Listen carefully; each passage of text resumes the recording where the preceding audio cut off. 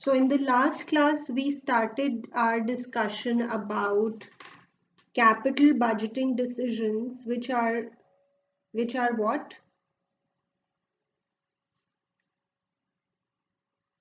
Long-term investment decisions. Yes. Have you covered the class, Vishay? Sarah? Yes, ma'am. Right.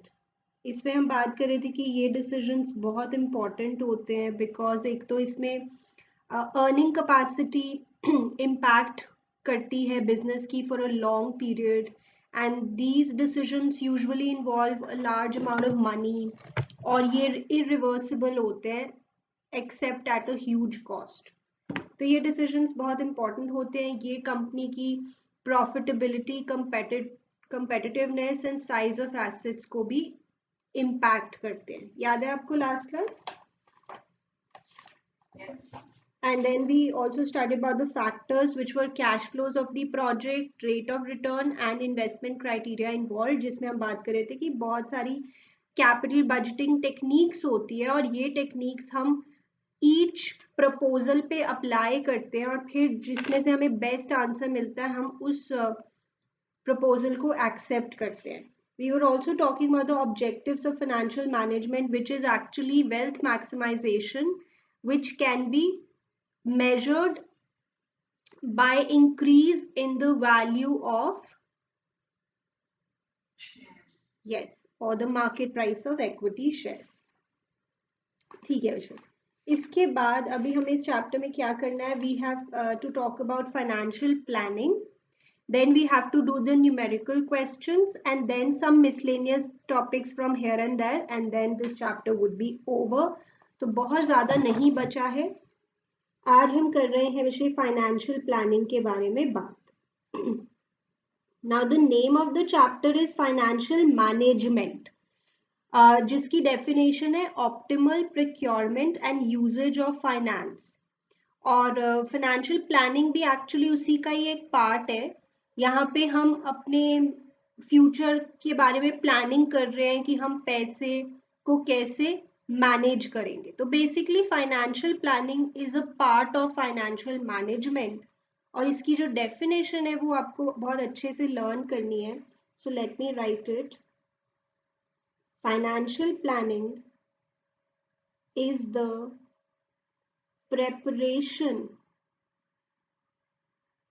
preparation of a financial blueprint। क्या मतलब होता है? I'll tell you. This is one word, blueprint। Financial blueprint of an organization's future operations, of an organization's future operations। तो विषय blueprint क्या होता है? Blueprint is like a map. जैसे अगर आपने देखा जो आपके सैंपल पेपर्स होते हैं ना, उनके आगे एक ब्लूप्रिंट होता है जिसमें ये लिखा होता है कि इस चैप्टर में से कितने मार्क्स के क्वेश्चन आए किस साल में। तो it is like a map कि उन्होंने एक समरी बना दी है that this is the blueprint of your exam. तो इसी तरह से financial blueprint is like a map of our operations, मतलब जो भी हम फ्यूचर में करने वाले हैं उसका हम एक मैपिंग बना लेते हैं ऑल अबाउट मनी, क्योंकि फाइनेंशियल ब्लूप्रिंट है। तो एवरीथिंग इन्वॉल्विंग मनी उसका हम एक मैप बना लेते हैं फ्यूचर के लिए। सो दैट इज फाइनेंशियल प्लानिंग। क्योंकि ये प्लानिंग है तो डेफिनेटली ये फ्यूचरिस्टिक है। So it is preparation of a financial blueprint of an organization's future operations. Do you think you can learn this definition? Yes, this is very important for exams। मतलब ये कई बार MCQs में भी आ जाती है कि किसके बारे में बात हो रही है। So please remember financial blueprint word अगर आ गया तो financial planning के बारे में बात हो रही है। Now financial planning के ना दो objectives होते हैं which are also important for exams। So financial planning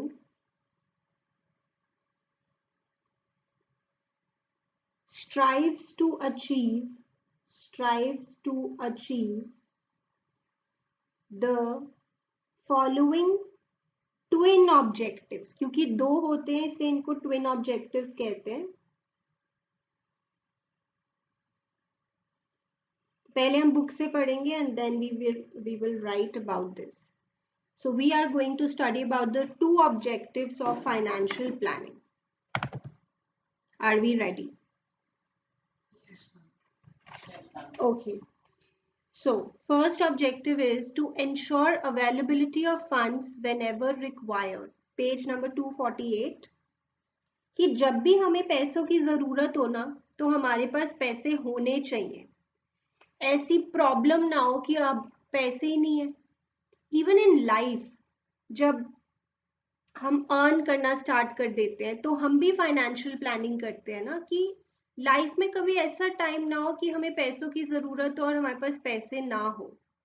कोई इमरजेंसी सिचुएशन भी हो सकती है या sometimes a planned purpose. Like if you're in your 20s then you would think okay there would be a time when I would want to buy my own house. तो उस समय may be 10 years from now मेरे पास उतने पैसे होने चाहिए. Of course loan भी लेना पड़ सकता है, पूरे इतने सारे पैसे शायद ना भी हो, बट एटलीस्ट डाउन पेमेंट देने के लिए तो मेरे पास पैसे होने ही चाहिए ना. सो हम भी प्लानिंग करते हैं इंडिविजुअल लेवल पे भी, तो कंपनीज तो करेंगी ही कि जब भी पैसों की जरूरत हो तो हमारे पास पैसे होने चाहिए. This includes a proper estimation of the funds required for different purposes, such as for the purchase of long-term assets or to meet day-to-day expenses of business, etc. Apart from this, there is a need to estimate the time at which these funds are to be made available. Financial planning also tries to specify possible sources of these funds. So basically, मुझे estimate करना पड़ेगा कि कब मुझे कितने पैसे required हो सकते हैं. जैसे आपके पेरेंट्स ने भी फाइनेंशियल प्लानिंग की होगी कि जब उनके बच्चे मे बी 12th क्लास में पहुंच जाएंगे या मतलब आफ्टर दैट कॉलेज जाएंगे तो उस समय हमें इतने पैसों की जरूरत हो सकती है. So they would also have estimated कितने पैसों की जरूरत हो सकती है कितने टाइम के बाद. तो this is to ensure availability of funds whenever required, right? Do you understand? It's very important to be financially literate आज के समय में. मतलब आप इस चैप्टर को और आने वाले चैप्टर को भी जो कि है फाइनेंशियल मार्केट ऐसे समझो कि कल को आपको भी इन्वेस्टमेंट्स करनी है, आपको भी अपने पैसे को मैनेज करना है. So next point is to see whether the firm does not raise resources unnecessarily. देखो अगर आपको पैसे नहीं चाहिए और आप लोन ले लो, क्या ये अच्छी बात है? No, it's not a good thing.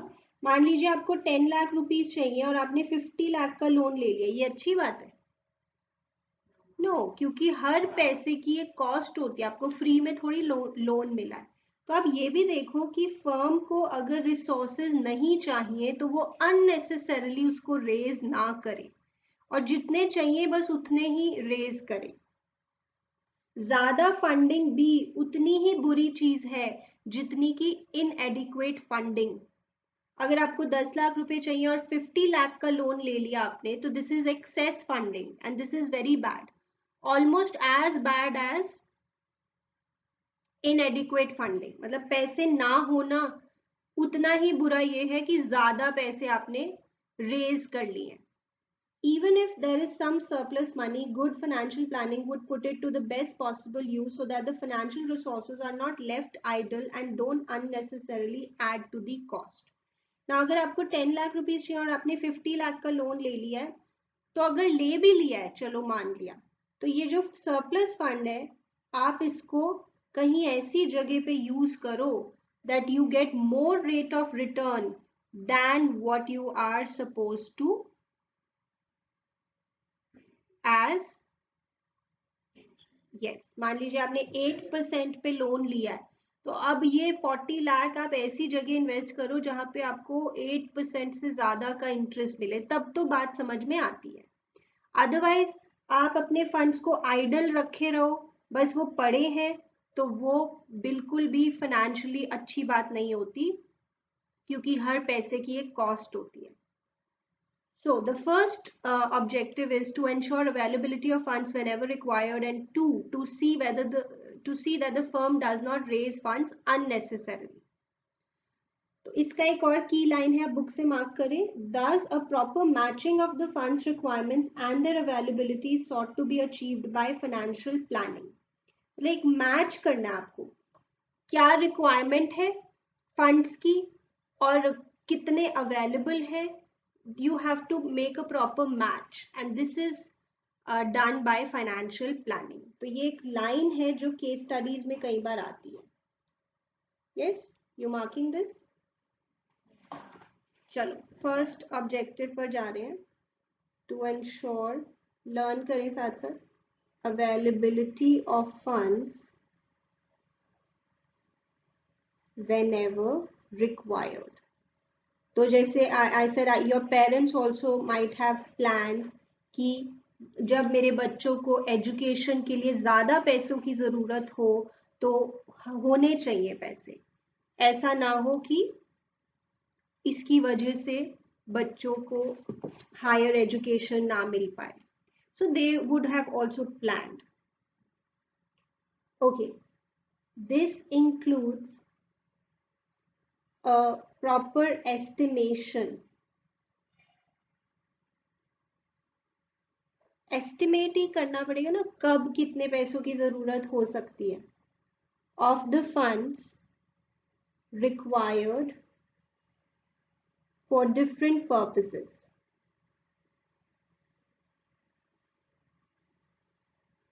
ठीक है, जैसे कंपनी के लिए तो पर्पसेस क्या हो सकते हैं, such as purchase of long term assets. देखिए कौन से डिसीजंस की याद आ रही है, और to be more specific, yes, to meet day to day expenses किसकी याद आ रही है, good, working capital decisions of business etcetera. ठीक है, तो कितने पैसे मुझे चाहिए हो सकते हैं, एंड ऑल्सो टाइम, कब मुझे पैसों की रिक्वायरमेंट हो सकती है, 5 years from now, 10 years from now, 15 years from now, जो भी है. Apart from this there is a need to estimate the time at which these funds are to be made available. These funds are to be made available. जैसे आजकल आप सुनते ही हो, mutual funds में invest करो, अपना गोल सेट करो. Ads में भी आता है कि every month you invest a certain amount. आजकल तो ऐसी एप्लीकेशंस आ गई हैं, मोबाइल एप्स, जहाँ पे आप सेट करो कि ओके मुझे कार खरीदनी है after let's say 5 years and that car would be of 20 lakhs. तो मुझे हर मंथ कितना पैसा इन्वेस्ट करना चाहिए, तो it will give you like a figure, like an estimation, right? So that is how many funds you might require and at what time. आगे चले. Okay, second, ये भी जरूरी है देखना कि हम बिना जरूरत के फंड्स रेज ना करें, और अगर हमने कर भी लिए हैं तो उसको ऐसी जगह इन्वेस्ट करें जहां पे उससे ज्यादा रिटर्न मिले. To see that the firms do not, और अगर एक की बात कर रहे हैं तो the firm does not raise funds unnecessarily.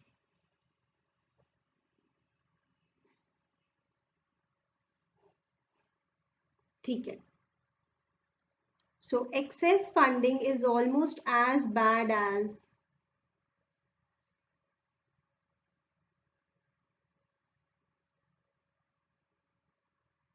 inadequate funding. पैसे ना होना उतना ही बुरा है जितना ज्यादा पैसे होना। ज्यादा पैसे होना मतलब जो आइडल पड़ा है। ज्यादा पैसे होना वैसे कोई बुरी चीज नहीं है, but what they're trying to say is idle. If that money is not growing, then it's not a good idea.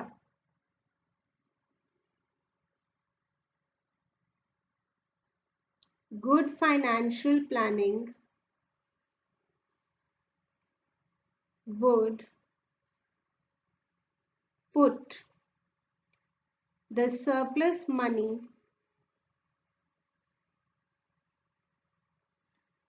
to the best possible use, to the best possible use, so that the financial resources are not left idle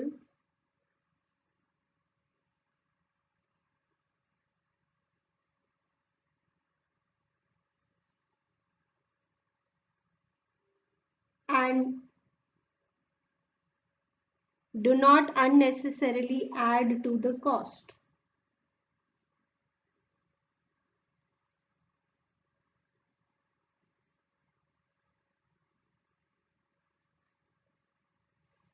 ठीक है, तो ये हमारे दो objectives हो गए।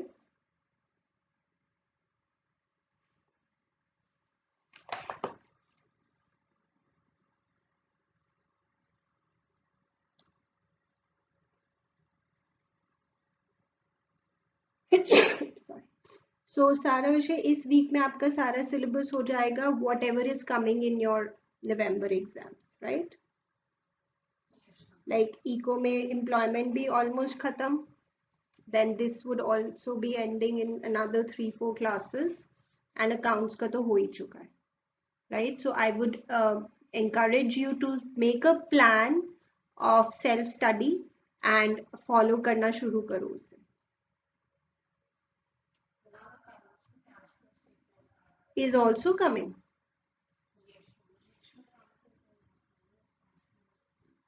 Okay. And when is your account? हाँ, आपका तो मुझे you told me, but then आपके तो शायद 15 से ही start हो रहे हैं, yes? And when is your accounts exam, Sarah? So I would suggest कि बाकी classes चाहे अगर आप नहीं भी attend कर पाते during your exam days, but do attend accounts class.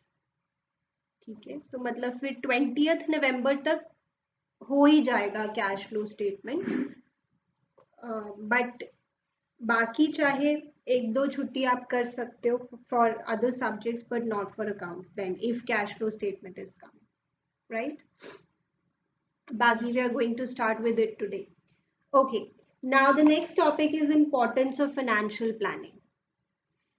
So ये मतलब एक जनरल सा ही टॉपिक है कि भाई ऑब्वियसली हमें पता ही है अगर हम पैसे को अच्छे से प्लान करेंगे, मैनेज करेंगे तो ये अच्छी बात है।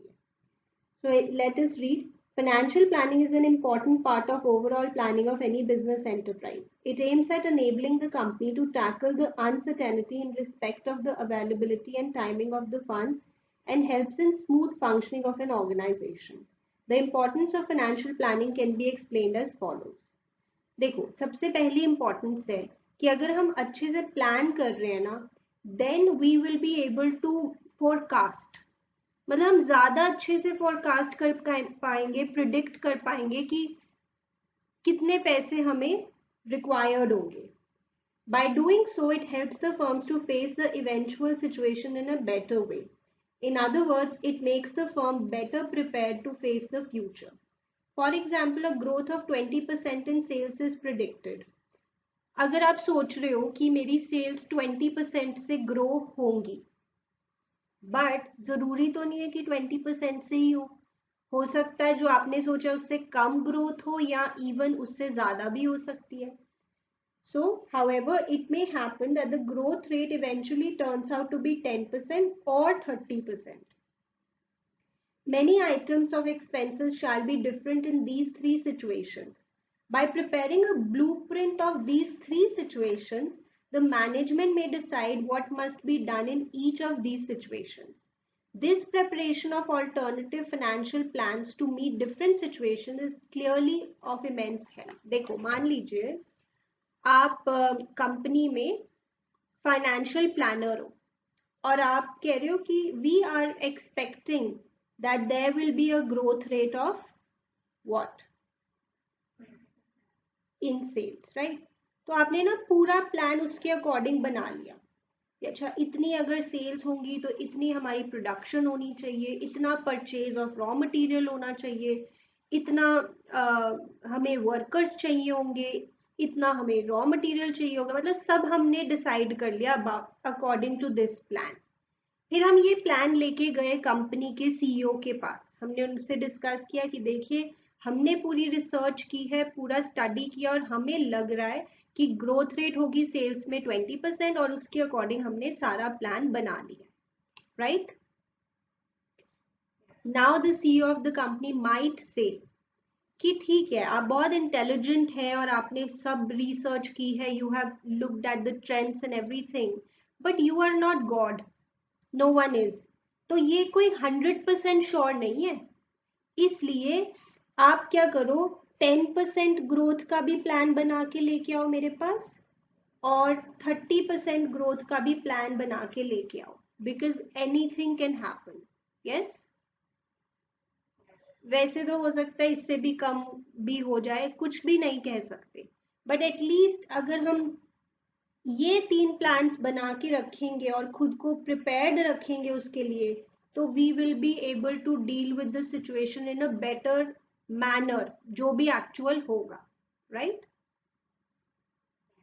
लाइक ये बहुत तरह से आप समझ सकते हो, जैसे इन योर करियर ऑल्सो आप सोचते हो अच्छा I will become a chartered accountant, but then you always think and your parents would also say ki think about a backup also, even if you're determined, even if you're good at studying, but anything can go wrong, so you should also think about a backup, even if it might not be required, but at least सोच के रखो मन में, ऐसा होता है ना? So similarly financial planning अगर आप अच्छे से करोगे तो आप फोरकास्टिंग भी अच्छे से कर पाओगे and you will not be just you'll not stick to only one plan, but you might have alternative plans for different situations and that will make you better prepared. Yes, Tarun? So this is what the first point is. अगर आप ऐसे लिखना चाहते you may right for your understanding, बाकी properly मैं आपको next page पे लिखवाती हूँ।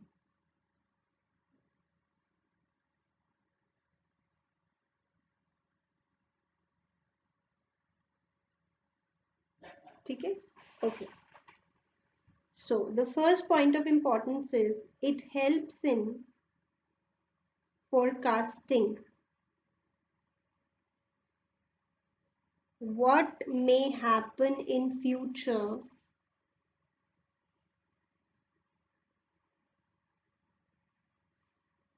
in under different business situations.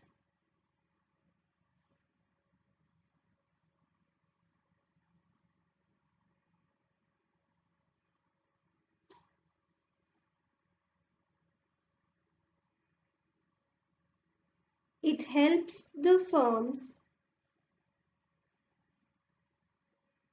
to face the situation, face the, you can say, actual situation in a better way.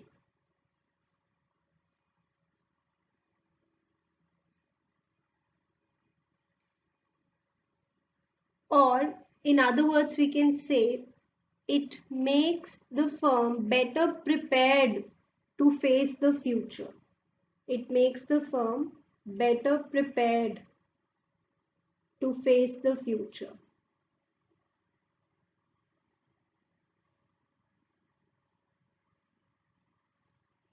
Example, a growth rate of 20% is predicted. Growth of 20% in sales is predicted. However, it may happen that the growth rate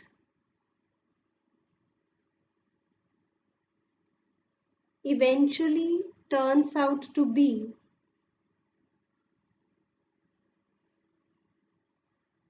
10% or 30%. So now we should prepare a map or blueprint of these three situations.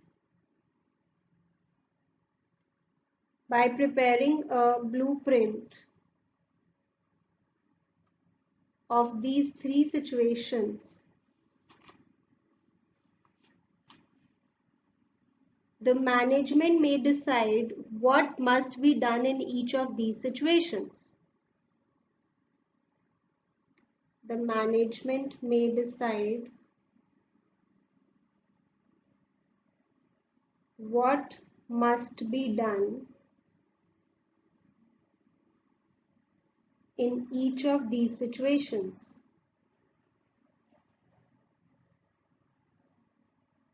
So you should be ready for everything basically. ये हो गया हमारा first point. इतना लिखे विषय.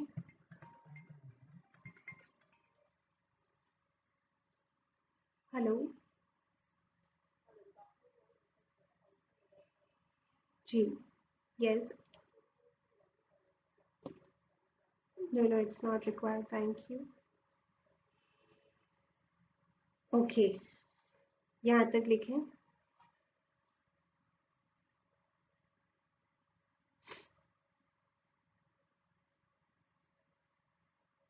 चले आगे. Second point of importance is again a very simple point. It helps in avoiding business shocks and surprises. वही है ना, जैसे हमने खुद को हर सिचुएशन के लिए पहले से ही प्रिपेयर कर लिया तो एकदम से कोई शॉक या सरप्राइज नहीं मिलेगा. So it helps in avoiding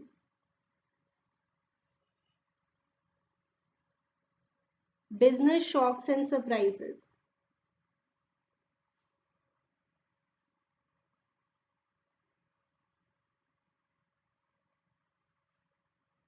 And helps the company in preparing for the future.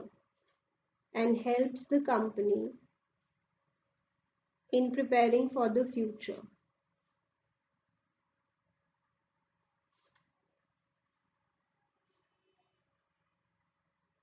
Right. Then it tries to link the present with the future. Again a simple point. आज हम future के बारे में सोच रहे हैं, एक लिंक बना रहे हैं ताकि एकदम से अचानक से कुछ हो जाए तो we are prepared for it. So it tries to link. Today only we have started thinking about our future. So that is, it tries to link the present with the future, right?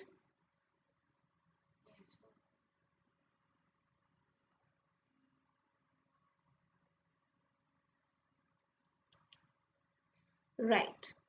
Then इससे wastage भी कम होती है because हमने सब कुछ plan किया हुआ है तो there will be more coordination, there will be less wastage, there will be less duplication of efforts. जैसे duplication of efforts ये phrase आप पढ़ते थे ज़्यादा in book number 1. Duplication is like repetition, एक ही चीज़ दो बार हो रही है even if it's not required, time waste हो रहा है, resources waste हो रहे हैं, वो सब नहीं होगा. So detailed plans of action, because we have prepared detailed plans of action prepared under financial planning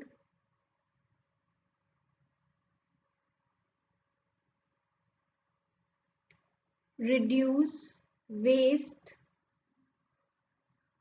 duplication of efforts and gaps in planning. Gaps in planning मतलब sometimes there is a problem in our planning only because हमने सही ढंग से plan नहीं बनाया.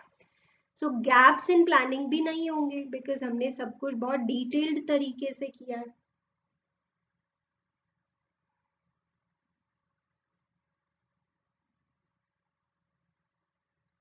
Yes, यहाँ तक लिखे. तो जो जनरल से पॉइंट है, बस जो फर्स्ट पॉइंट है उसमें थोड़ा ज्यादा लिखा है, बाकी तो क्वाइट जनरल. शॉक्स और सरप्राइजेस नहीं मिलेंगे, मतलब अवॉइड हो जाएंगे. Present will be linked with future. Wastage कम होगी, ड्यूप्लीकेशन ऑफ एफर्ट नहीं होगा, right.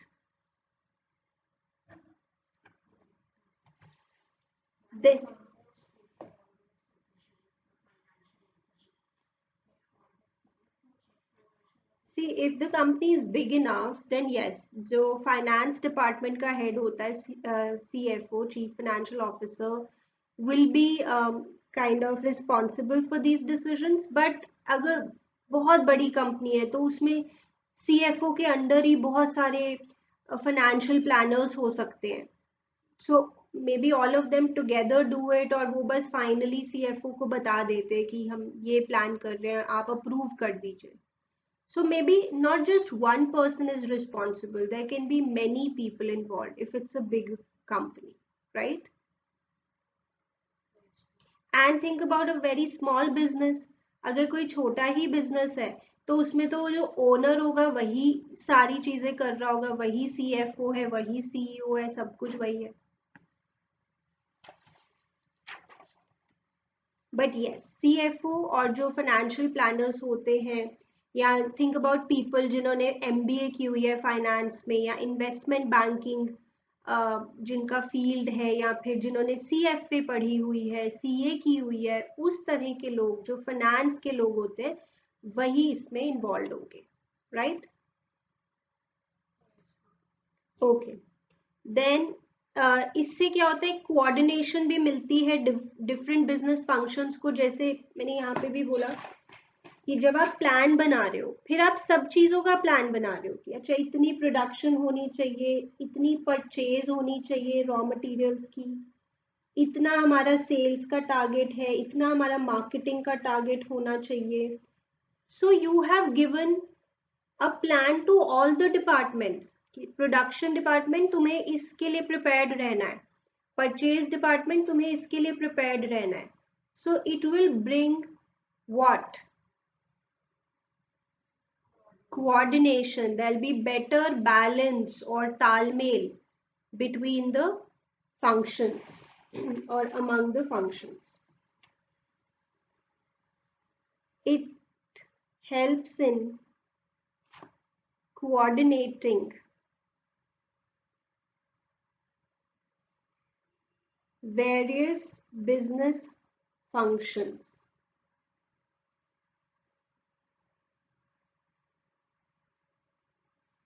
Example, sales function. Function को आप department भी समझ सकते हो. And production functions, इसमें coordination होगा by providing clear policies and procedures.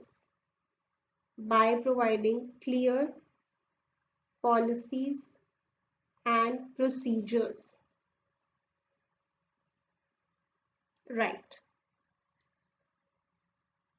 So total 7 points दिए आपकी बुक में. आप 5-6 भी अगर अच्छे से लर्न कर लो, that's enough. तो मोस्टली इस पे इस टाइप का ही क्वेश्चन आता है कि इम्पोर्टेंस लिखो फाइनेंशियल प्लानिंग की.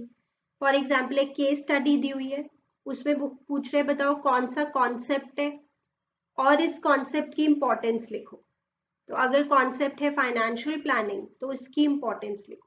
What I am trying to say is कि अगर 1-2 आपने मिस आउट भी कर दी while learning, it's okay. 7 points है, 5 to 6 आप learn कर ले, enough. Okay, then we have, it provides a link between investment and financing decisions. Investment and financing decisions. मतलब कि भाई पैसा कहाँ से रेज करें और पैसा कहाँ पे इन्वेस्ट करें, ये प्रॉपर तरीके से हम सोच के रखेंगे. So it provides a link between investment and financing decisions on a continuous basis.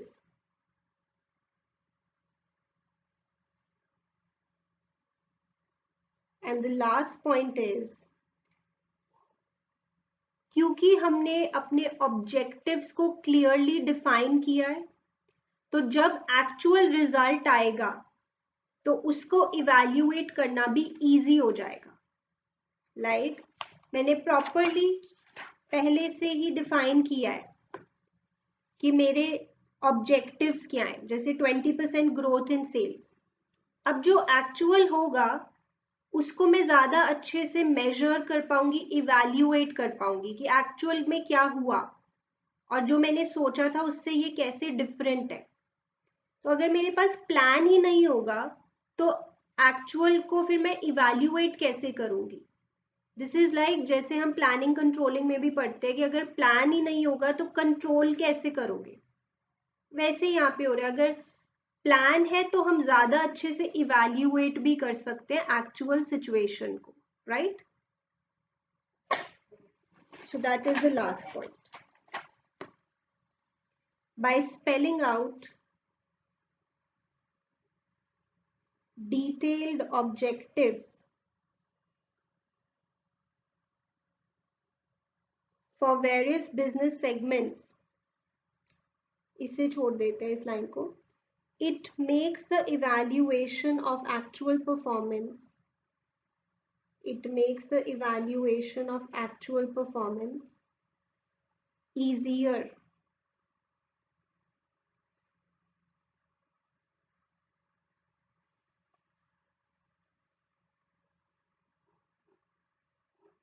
Right.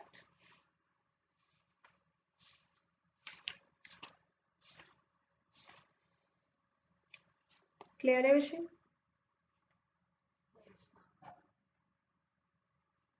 चलिए फाइनेंशियल प्लानिंग के बारे में अब मैं आपको बीच बीच में से रीड करवा देती हूँ बुक में, और जो जो इम्पोर्टेंट लाइंस है वो हम मार्क कर लेते हैं.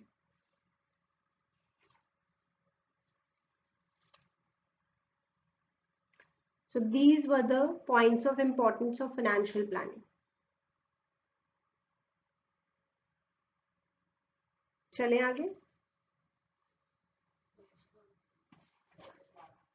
Here, financial planning is the preparation of a financial blueprint of an organization's future operations. The objective of financial planning is to ensure that enough funds are available at the right time. If adequate funds are not available for the firm, the firm will not be able to honor its commitments and carry out its plans. On the other hand, if excess funds are available, it will unnecessarily add to the cost and may encourage wasteful expenditure. Yes, अगर आपके पास extra पैसे पड़े हुए हैं जिसको आपने कहीं पे इन्वेस्ट नहीं किया हुआ, तो आप मतलब ऐसे खर्चे भी करने लग जाओगे जो रिक्वायर्ड नहीं है. It must be kept in mind that financial planning is not equivalent to or a substitute for financial management. Financial management is like a different thing. वो तो important है ही. आप ये नहीं कह सकते कि अच्छा फाइनेंशियल प्लानिंग कर ली तो फाइनेंशियल मैनेजमेंट की जरूरत नहीं. नहीं, फाइनेंशियल मैनेजमेंट तो बहुत जरूरी है क्योंकि उसमें हम 3 क्या लेते हैं. Correct, which are financing, investment and dividend decisions. So financial management aims at choosing the best investment and financing alternatives by focusing on their costs and benefits. Its objective is to increase the shareholders' wealth. Financial planning, on the other hand, aims at smooth operations by focusing on fund requirement and their availability in the light of financial decisions. तो उसमें हम 3 financial decisions लेते हैं, हर एक decision को properly study करते हैं पहले, और यहाँ पे बेसिकली हम फोकस कर रहे होते हैं कि पैसे जब चाहिए तो हमारे पास अवेलेबल होने चाहिए. तो ये एक मतलब अलग चीज है. For example, if a capital budgeting decision is taken, the operations are likely to be at higher scale. The amount of expenses and revenues are likely to increase. Financial planning process tries to forecast all the items which are likely to undergo changes. Now this is an important sentence for case studies. It enables the management to foresee the fund's requirements, both the quantum as well as the timing. ये किसके बारे में बात हो रही है? Financial planning के बारे में. ये फाइनेंशियल प्लानिंग फोकस करती है कि कब फंड्स की जरूरत होगी और कितने फंड्स की जरूरत होगी. So it focuses on quantum, that is quantity, as well as timing. ये लाइन किससे रिलेटेड है बच्चे? Right. Likely shortage and surpluses are forecast so that necessary activities are taken in advance to meet those situations.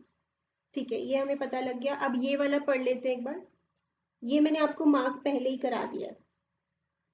This process of estimating the fund requirement of a business and specifying the sources of funds is called financial planning. Financial planning takes into consideration the growth, performance, investments, and requirement of funds for a given period. Financial planning could be short-term as well as long-term. Long-term planning relates to long-term growth and investment. It focuses on capital expenditure programs. वैसे जहाँ पे भी word capital expenditure आता है, आप accounts के students हो, आपको पता है यहाँ पे लंबे समय की बात हो रही है. तो लॉन्ग टर्म प्लानिंग को हमने रिलेट किया है कैपिटल एक्सपेंडिचर से, और शॉर्ट टर्म प्लानिंग को हमने रिलेट किया है बजट से. बजट, तो ये लाइंस आप मार्क कर लीजिए for MCQs. Short term planning covers short term financial plan called budget. मतलब लॉन्ग टर्म प्लान्स फोकस करते हैं कैपिटल एक्सपेंडिचर प्रोग्राम्स पे, जो बड़े बड़े खर्चे होते हैं, और शॉर्ट टर्म प्लानिंग फोकस करती है बजट्स पे. जैसे गवर्नमेंट जो बजट लेके आती है वो कितने पीरियड के लिए होता है? 1 year. So that is short term. तो बजट वर्ड आप वैसे याद रख सकते हो. Typically financial planning is done for 3 to 5 years. ये भी मार्क कर लो, कभी एमसीक्यू में आ जाता है. For longer periods it becomes more difficult and less useful. देखो ज्यादा लंबे समय की भी फाइनेंशियल प्लानिंग कई बार मुश्किल हो जाती है. अब आने वाले 25 years के बाद की प्लानिंग करना मेरे लिए आज मुश्किल है, because things are changing so fast. तो ज्यादा लंबे समय की प्लानिंग करना डिफिकल्ट हो जाता है और इतना ज्यादा यूजफुल भी नहीं रहता है. Plans made for periods 1 year और less are termed as budgets, जो कि शॉर्ट टर्म है. Budgets are examples of financial planning exercise in greater detail. They include detailed plan of action for a period of 1 year or less. ये budget की बात हो रही है, which is short term financial planning. अब ये पढ़ लेते हैं एक बार. Financial planning usually begins with the preparation of a sales forecast. Let us suppose a company making a financial plan for the next 5 years. It will start with an estimation of the sales which are likely to happen in the next 5 years. Based on these, the financial statements are prepared, keeping in mind the requirement of funds for investment in the fixed assets and working capital. तो कह रहे हैं सबसे पहले ना जब भी हम प्लान बनाते हैं तो we always first start with sales forecast, कि हमें क्या लग रहा है कितनी सेल्स होंगी फ्यूचर में, और उसी के अकॉर्डिंग हम सारे बाकी के प्लान्स भी बनाते हैं कि अच्छा अगर इतनी सेल्स होंगी तो हमें कितने एसेट्स चाहिए होंगे, कितनी वर्किंग कैपिटल चाहिए होगी. Then the expected profits during the period are estimated so that an idea can be made of how much of the fund requirement can be internally met through retained earnings. अच्छा, फिर आप देखते हो अच्छा कितने profits हम earn करेंगे, अगर इतनी सेल्स होंगी तो कितने प्रॉफिट्स हो जाएंगे, और इतने प्रॉफिट्स हो जाएंगे तो इस प्रॉफिट से ही हम कुछ खर्चे तो इसी से कर लेंगे, और बाकी के लिए we might have to take a loan और we might have to issue shares, कुछ भी हो सकता है. This results in an estimation of the requirement of external funds. बाहर से कितने पैसे उठाने पड़ेंगे, फिर ये सोचोगे. Further, the sources from which the external fund requirement can be met are identified and cash budgets are made incorporating these factors. So basically, सबसे पहले हम sales forecast करेंगे, फिर हम प्रॉफिट्स को एस्टिमेट करेंगे, कितने प्रॉफिट्स हो सकते हैं मेरे। फिर मैं देखूंगी कितने पैसे तो मैं अपने इंटरनल फंड से ही खर्चे में कर दूंगी, जो मुझे बाहर से पैसे नहीं उठाने पड़ेंगे, अपने पैसों से ही मैं कुछ खर्चे कर दूंगी। फिर मैं सोचूंगी अच्छा बाहर से मुझे कितने पैसे रेज करने पड़ेंगे, external funds. So this is like a general paragraph, मैंने आपको रीड करवा दिया कि जस्ट सो दैट कोई बीच में से अगर एमसीक्यू बन जाता है, वैसे इसको वर्ड टू वर्ड लर्न आपको नहीं करना है, राइट?